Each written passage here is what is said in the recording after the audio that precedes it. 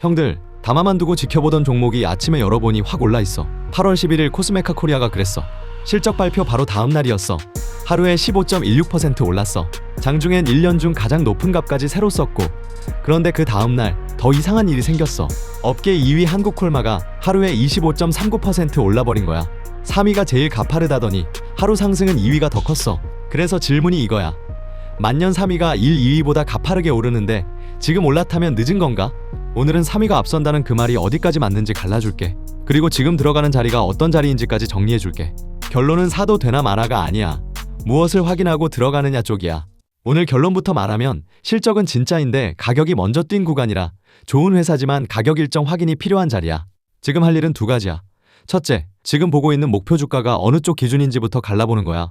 목표 주가는 증권사가 여기까진 가겠다고 본 가격인데 증권사들 평균으로 낸 값이랑 가장 높게 부른 값이 꽤 벌어져 있어. 어느 쪽을 기준으로 삼느냐에 따라 남은 거리가 완전히 달라져. 둘째, 다음 분기 실적에서 확인할 걸 미리 적어두고 기다릴 자리를 남겨두는 거야. 매출이 늘어나는 속도가 회사가 스스로 올려잡은 전망치를 지키는지, 그리고 중국 법인 적자가 줄어드는지, 이 두 가지가 확인되기 전까지는 비중을 한 번에 다 채울 자리는 아니야. 왜 그렇게 보는지는 지금부터 질문 5개로 갚을게.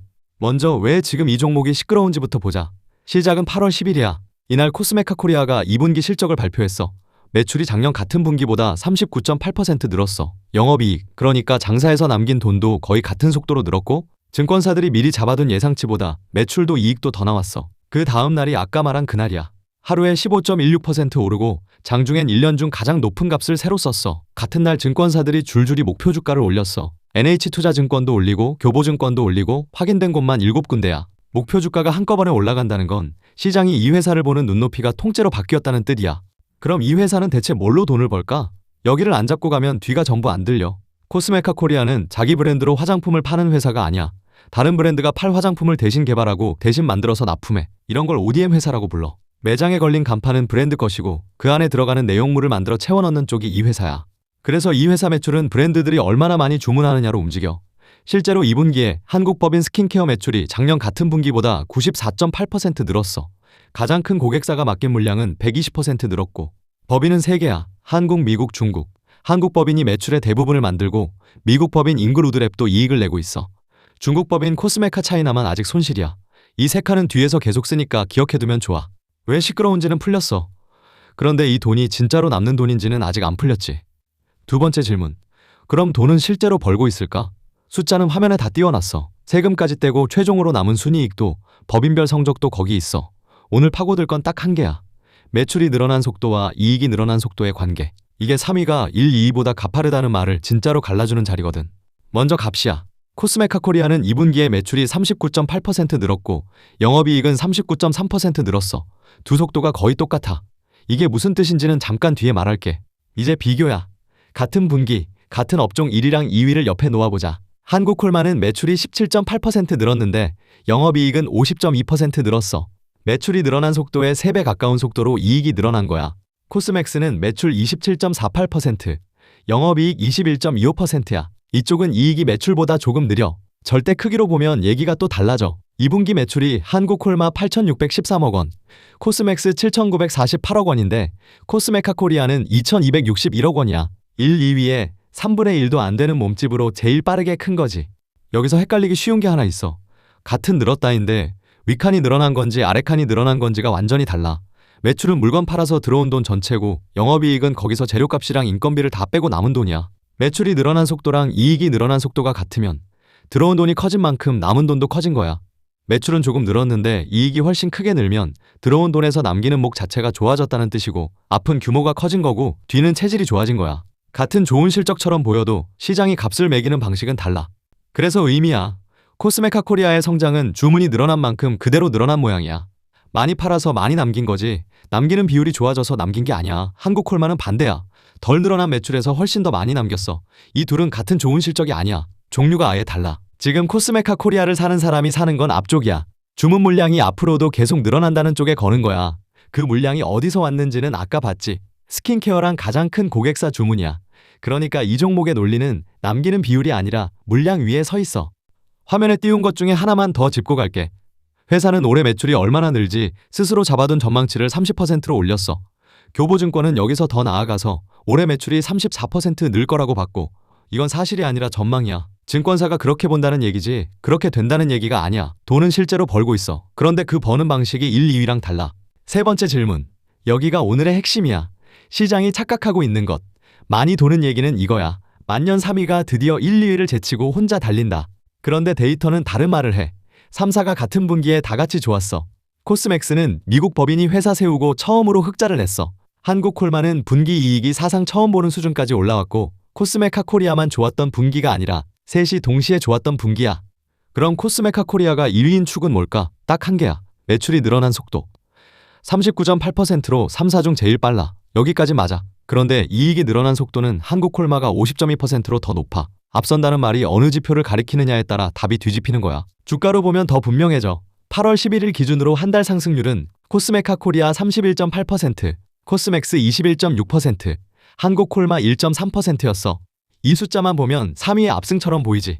그런데 바로 다음 날인 8월 12일 한국콜마가 실적을 발표하면서 하루에 25.39% 올랐어. 한 달 동안 벌어진 격차를 하루가 거의 다 메운 거야.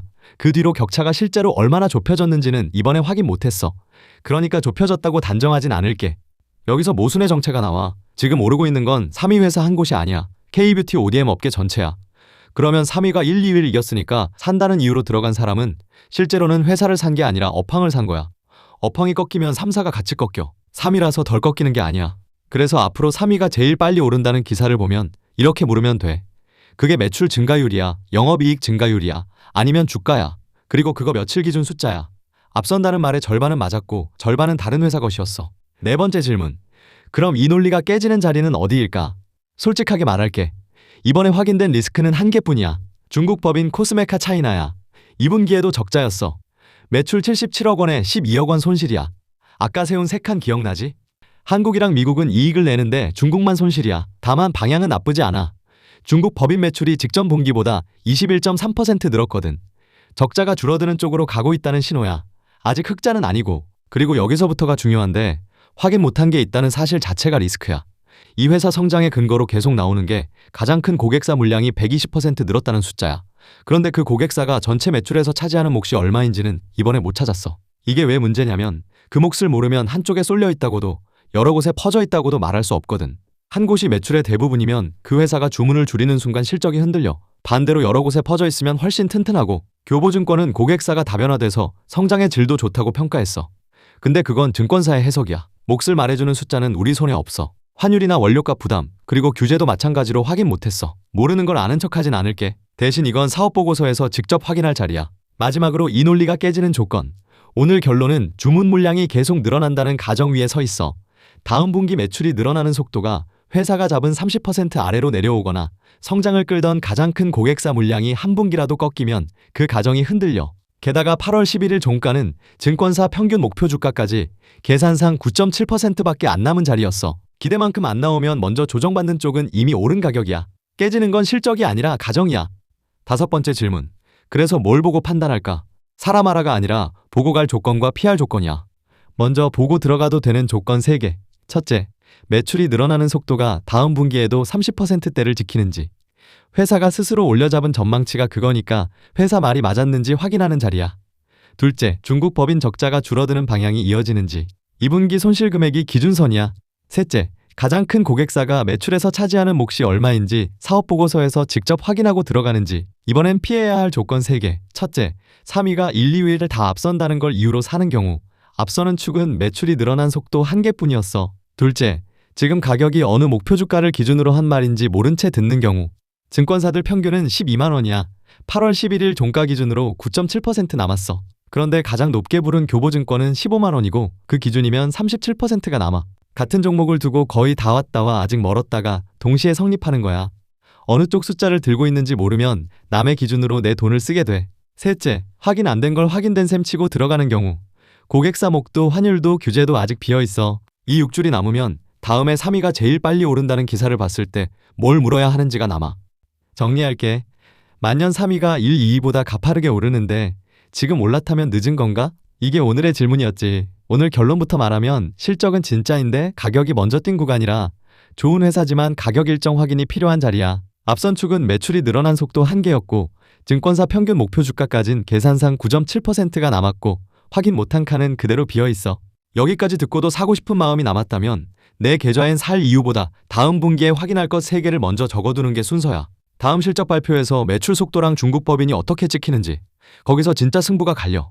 그것도 채널에서 바로 풀어줄게. 형들, 이번 영상도 도움됐으면 구독이랑 좋아요 한 번씩 시원하게 눌러줘. 그리고 다뤄줬으면 하는 주제 있으면 댓글로 남겨줘. 열심히 자료 모아서 제대로 풀어줄게. 다음에 분석할 종목은 고정 댓글에 남겨둘게.